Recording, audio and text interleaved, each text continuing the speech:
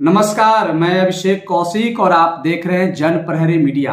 आज बात करेंगे बिहार के लोकसभा सीटों में सबसे हॉट सीट बनता हुआ, सबसे अधिक चर्चा का विषय बनता हुआ हाजीपुर सीट से।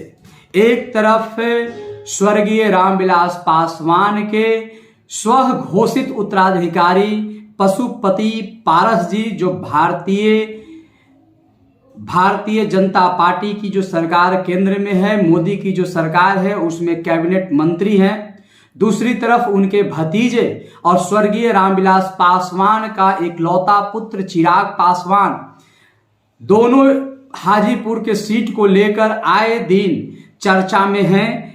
एक तरफ चिराग पासवान कर रहे हैं कि मैं इतना एश्योर कर रहा हूं कि हाजीपुर से लोक जनशक्ति रामविलास, एलजेपी रामविलास के ही उम्मीदवार चुनाव लड़ेंगे। वहीं दूसरी तरफ पशुपति पारस कह रहे हैं कि भाई अर्थात स्वर्गीय रामविलास पासवान जीते जी पशुपति पारस को हाजीपुर का उत्तराधिकारी बनाया। यूं तो राजनीतिक उत्तराधिकारी की घोषणा कई बार पशुपति पारस कर चुके हैं। आगे देखना है कि पशुपति पारस और चिराग पासवान हाजीपुर के सीट को लेकर आगे की रणनीति क्या करते हैं। लेकिन फिलहाल जो राजनीतिक गलियारों में जो चर्चाएं हैं, जो पॉलिटिकल पंडित लोग जो है, जो राजनीति को समझते बुझते और महसूस करते हैं, उनके बीच में चर्चाएं तेज हो गई है कि पशुपति पारस जो है, अब उनकी आवश्यकता शायद एनडीए में नहीं है, क्योंकि भारतीय जनता पार्टी समझ गई है कि चिराग पासवान और रामविलास पासवान का जो परंपरागत वोट है या वोटों का जो आधार है, वह वोटर्स अब चिराग पासवान के साथ है। इसलिए पशुपति पारस का कोई औचित्य नहीं रह गया है और इसी हड़बड़ाहट घबराहट का एहसास पशुपति पारस को भी हो गया है।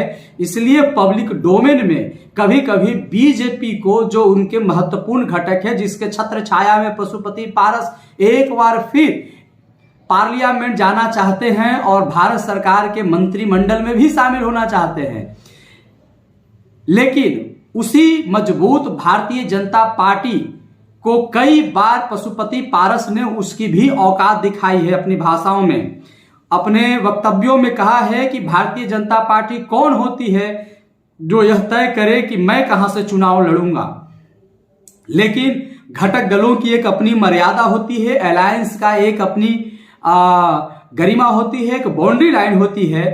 ऐसा चिराग हमेशा अपने वक्तव्यों में कह रहे हैं और कह रहे हैं कि घटक दलों को अपनी बात बंद कमरे में कर लेना चाहिए और घटक दलों का जो प्लेटफॉर्म है उसी प्लेटफॉर्म पर बात करनी चाहिए। सामाजिक रूप से बात करना, मीडिया में बात करना, कहीं ना कहीं यह अलायंस की जो डिग्निटी है उसको ठेस पहुंचता है।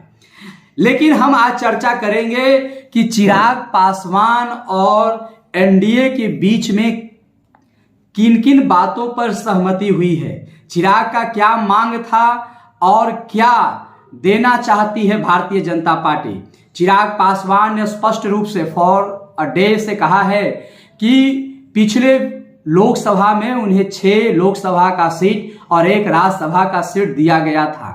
हमारा वोट का जनाधार आज भी वर्तमान में बना हुआ है और यह बात भारतीय जनता पार्टी भी जानती है कि चिराग पासवान या रामविलास पासवान का परंपरागत जो 6% वोट है वह चिराग पासवान के साथ है। इसलिए भारतीय जनता पार्टी चिराग पासवान को ज्यादा तवज्जो दे रही है, लेकिन पशुपति पारस को भी अलग करना नहीं चाहती है, उनको भी लपेट चपेट कर रखना चाहती है। लेकिन आपको हम बता दें कि पशुपति पारस को भारतीय जनता पार्टी सिर्फ और सिर्फ 1 सीट देगी।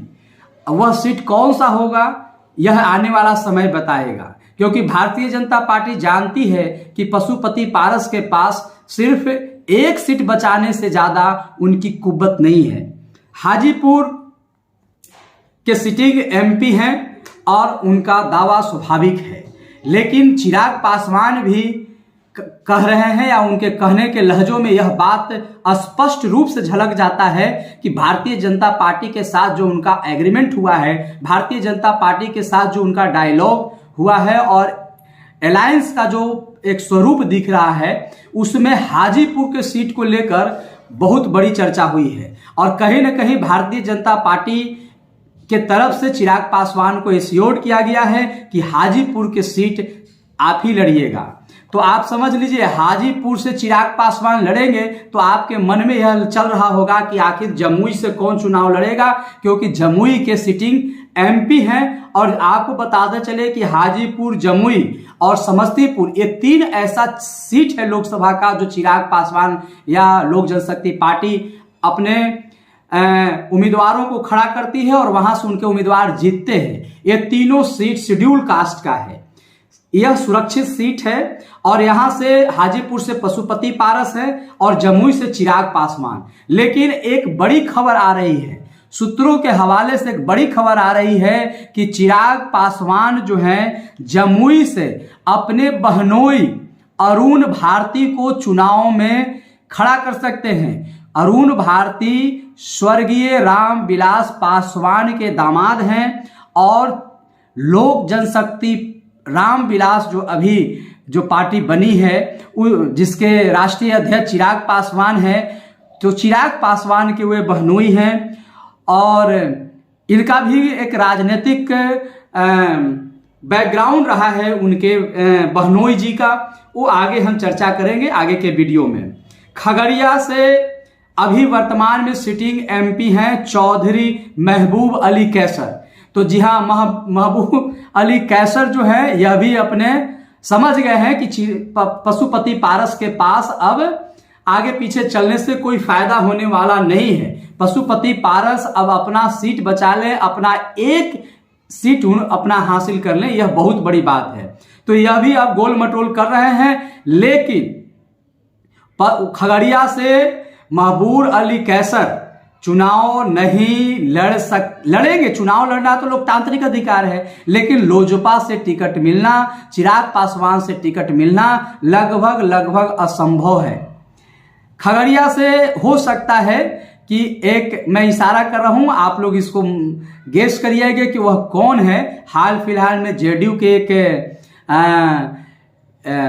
रहे हैं और यह भी मुस्लिम कम्युनिटी से हैं और अभी चिराग पासवान के बहुत करीब आ गए हैं। उनकी चर्चा है चुनाव लड़ने की। आपके ऊपर छोड़ते हैं कि वह कौन है। आप अपना कमेंट बॉक्स में आप गेस करके बताइएगा कि वह कौन से हैं। नवादा के बारे में आपको बताते चले कि नवादा पिछले चुनाव में चंदन सिंह, सूरजभान सिंह के भाई चंदन सिंह नवादा से एमपी थे और अभी सिटिंग एमपी हैं। लेकिन अब नवादा में एलजेपी की सीट नहीं रहेगी। नवादा से भारतीय जनता पार्टी चुनाव लड़ेगी और गिरिराज सिंह उम्मीदवार हो सकते हैं। नवादा से गिरिराज सिंह, जी हां, दादा गिरिराज सिंह नवादा से भारतीय जनता पार्टी के तरफ से चुनाव लड़ सकते हैं। अब नवादा के जगह पर चिराग पासवान को जहानाबाद का सीट ट्रांसफर किया गया है। जी हां, जहानाबाद के नाम आते ही आप समझ गए होंगे कि समाजवादी नेता और जॉर्ज फर्नांडिस के चेला नीतीश कुमार को के कह दे कि पुराने साथी डॉक्टर अरुण कुमार, जी हां, अरुण कुमार जहानाबाद के ही रहने वाले हैं और जहानाबाद में एक खास जाति या यूं कहें कि सभी जातियों में लगभग उनका महत्वपूर्ण पैठ है और 2 बार लोकसभा जहानाबाद संसदीय क्षेत्र के प्रतिनिधित्व करते हुए गए हैं। तो लोक जनशक्ति पार्टी से, चिराग पासवान की पार्टी से अरुण कुमार जो वर्तमान में राष्ट्रीय उपाध्यक्ष भी हैं पार्टी के, जहानाबाद से चुनाव लड़ सकते हैं। समस्तीपुर, देखिए समस्तीपुर भी शेड्यूल कास्ट है, सुरक्षित सीट है। चिराग पासवान कहीं ना कहीं अपने परिवार को लेकर सॉफ्ट होते हैं। तो और प्रिंस भी समझ गए हैं कि यदि चिराग पासवान का आशीर्वाद नहीं मिल पाया तो प्रिंस का लोकसभा जाना असंभव हो गया है। क्योंकि मैं जैसा बताया कि पशुपति पारस को अंतिम एक ही सीट मिलेगा। नहीं तो कहीं भी जा सकते हैं और जाएं, इसका प्रवाह भारतीय जनता पार्टी कतई नहीं करती है। जैसा सूत्रों से खबर मिल रही है तो समस्तीपुर से हो सकता है कि एक बार फिर अपने परिवार पर विश्वास करते हुए चिराग पासवान प्रिंस कुमार को, प्रिंस राज जो उनके भाई हैं, जो अभी सिटिंग एमपी हैं, उनको दिया जा सकता है टिकट और वह चुनाव लड़ सकते हैं। वैशाली देखिए, वीणा देवी अभी वहां की सिटिंग एमपी हैं, लेकिन चिराग पासवान की पार्टी से वीणा देवी को टिकट मिलना भी असंभव हो चुका है, क्योंकि सबको पता है और चिराग पासवान को भी पता है कि चिराग पासवान की पार्टी को या विगत दिनों में जो चिराग पासवान के साथ जो हुआ, जो परिवार तोड़ा गया, जो उनकी पार्टी तोड़ी गई ललन सिंह के सहयोग से, ये सभी जो कंस्पायरेशन था, षड्यंत्र जो रचे जा रहे थे, ये सारे रचना जो हो रही थी षड्यंत्रों की, यह वीणा देवी के घर पर ही सारी घटनाएं घटी। सारे प्लानिंग हुआ कि कैसे चिराग के परिवार को, चिराग के पार्टी को तोड़ देना है और चिराग को जमीन पर लाकर खड़ा कर देना है, नस्तानाबूद कर देने की जो योजना थी। लेकिन पिछले कई बार वीणा देवी चिराग पासवान से मिल चुके हैं। वीणा देवी को चिराग पासवान ने स्पष्ट कर दिया है कि आप पार्टी में आइए, पार्टी की मजबूती करिए, कोई दिक्कत नहीं है, लेकिन अगर आप पार्टी में आ रही हैं टिकट के लेकर तो इसकी कोई गारंटी नहीं है कि आपको टिकट मिलेगा। समझ गए कि भारतीय जनता पार्टी के साथ चिराग पासवान अलायंस में गए हैं। इन्हीं 6 लोकसभा सीट और एक राज्यसभा सीट, तो राज्यसभा सीट से कौन जा सकता है? चिराग पासवान की मां रीना पासवान राज्यसभा की सदस्य हो सकती हैं, ये चर्चा चल रही है।